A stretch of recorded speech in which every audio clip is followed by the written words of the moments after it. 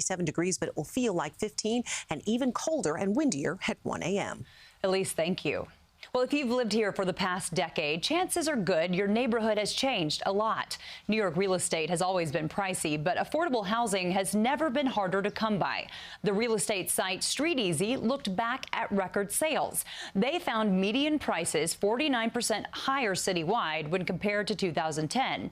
In some neighborhoods, prices more than doubled. Joining us now is StreetEasy economist Nancy Wu. So, Nancy, how would you describe this market over the past decade? What factors tell the story best? You know, the past decade has been very volatile for New York City. We saw from 2010 to 2015, prices were growing rapidly at about 10% a year in Manhattan and Brooklyn because they were recovering from the recession.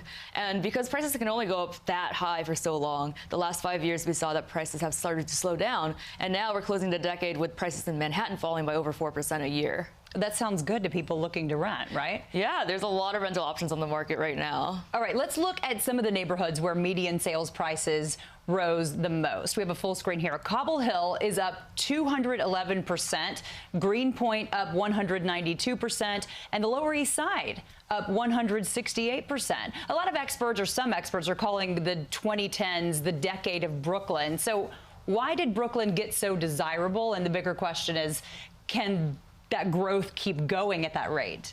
Brooklyn has been transforming so much in the past decade, especially as Manhattan prices have risen so quickly. A lot of people are looking for bigger spaces, more affordable prices, and more green areas like trees in Brooklyn. So that's why we're seeing Cobble Hill top the list of our neighborhood that grew the most over the past 10 years. And Brooklyn has just been a place where, you know, growth has been so high over the past few years that we're seeing the past year it's been pretty flat, if not falling a little bit. I think historically a lot of us thought if we can't afford Manhattan prices, go to Brooklyn, but now it's not that way. I mean, some of the neighborhoods in Brooklyn are as much or even more expensive than Manhattan. That's true. Brooklyn neighborhoods prices have risen so much, and Cobble Hill itself, the prices rose nearly 3 times, and 8 of the 10 neighborhoods on our list of the neighborhoods that grew the most in prices over the past decade are in Brooklyn. Wow. So that's a place where it's just getting way more expensive for buyers.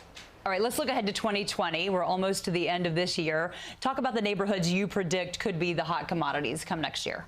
We predict that Williamsburg will be the #1 neighborhood to look out for in 2020. And that's because in the beginning of this year, we saw that the L train shutdown got canceled. So a lot of people are moving back to Williamsburg or interested in the neighborhood again. There's been so many new developments there along the waterfront with beautiful views. So prices have gone up, rents have gone up, and a lot of StreetEasy users are searching for that neighborhood way more than before. What about other places like the Bronx, Little Italy? We're seeing a resurgence of people wanting to live there. Yeah, we're seeing top neighborhoods to watch in all the boroughs. So in the Bronx, there's Highbridge, which if you've been to the Yankee Stadium, you know how to get there, and it's pretty convenient. In Queens, we have Jamaica. In Manhattan, we have Little Italy. So there's a lot of areas all across the city to watch out for the next year. And what's the common denominator, would you say? Is it close to transit? What do these neighborhoods have that makes them so desirable? Well, a lot of them are close to transit, and that is a big trade-off that New Yorkers face, the decision between having a more affordable apartment versus having a longer commute. But all of these neighborhoods in our neighborhoods to watch list have this 4 common factors, which is that they had a lot of increases in prices, in rents, in StreetEasy user searches, and in new buildings in the past year. Got it. So last question, is it time to buy?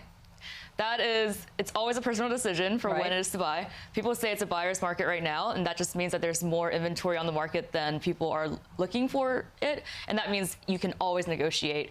And no matter what, whenever you look, it's always a good time to negotiate. Always a good time to negotiate. All right, Nancy Wu, thank you so much for your time. Thank you. And we will take another look at our weather right after this. Stay with us on CBSN New York.